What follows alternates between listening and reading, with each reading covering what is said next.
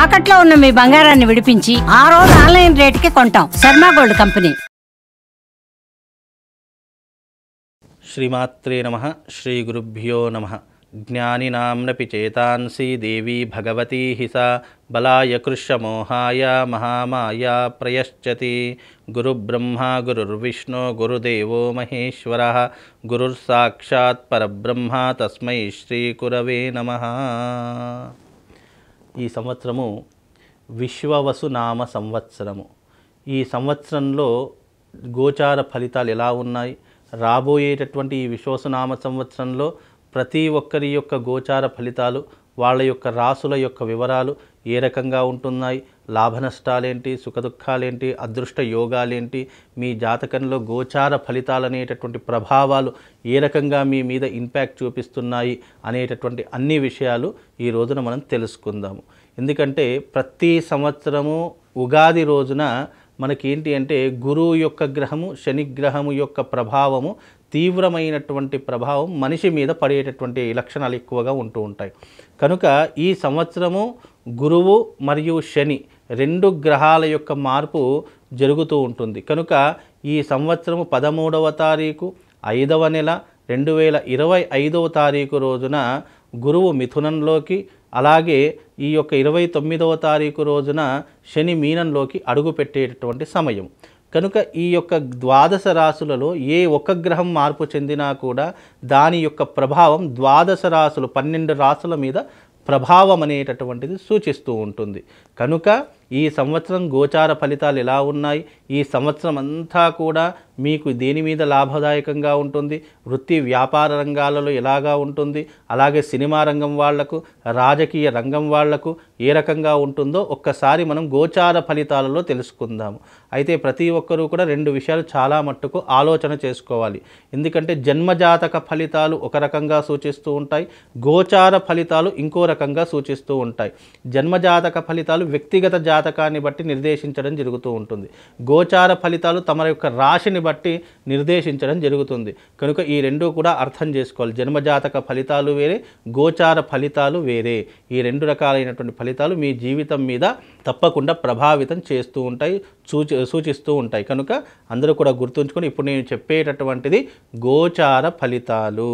గురువు యొక్క మార్పు వల్ల, శని యొక్క మార్పు వల్ల, రాహు కేతువుల యొక్క మార్పు వల్ల మనిషి మీద ఎలాంటి ప్రభావం ఉంటుంది, ఏ రాశి ఏ స్థానంలో ఉంటే మీ రాశి నుంచి గురువు కానీ శని కానీ ఏ రాశిలో ఉంటే ఎలాంటి ప్రభావం ఉంటుందో తెలుసుకునేటటువంటి ప్రయత్నం ఇప్పుడు మనం అందరం కూడా తెలుసుకుందాము.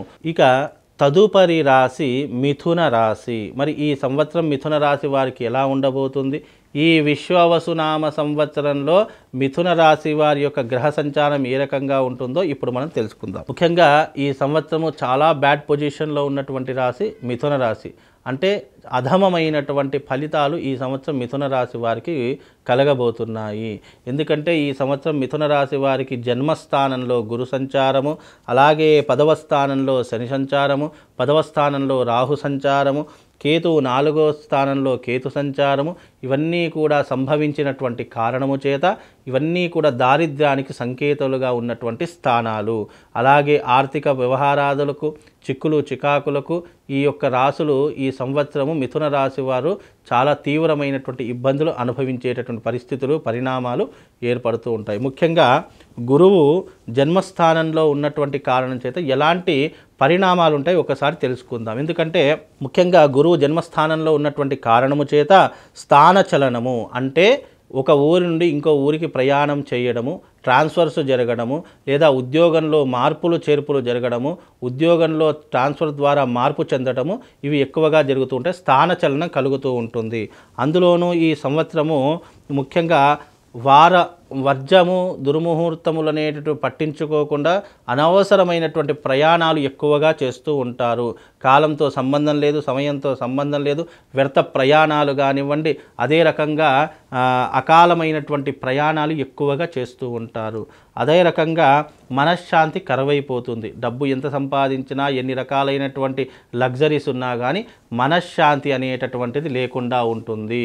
వీలైనంత వరకు జాగ్రత్తగా ఉండేటటువంటి ప్రయత్నం చేసుకోవాలి. అదే రకంగా ఈ సంవత్సరము ఉద్యోగ భంగం కలుగుతుంది. ముఖ్యంగా మిథున రాశి వారికి గురువు జన్మస్థానంలో ఉండటం కారణం చేత ఉద్యోగ భంగం ఏర్పడుతూ ఉంటుంది. చెడు సావాసాలకు ఎక్కువగా బానిస అయ్యేటటువంటి అవకాశాలు ఉంటూ ఉంటాయి.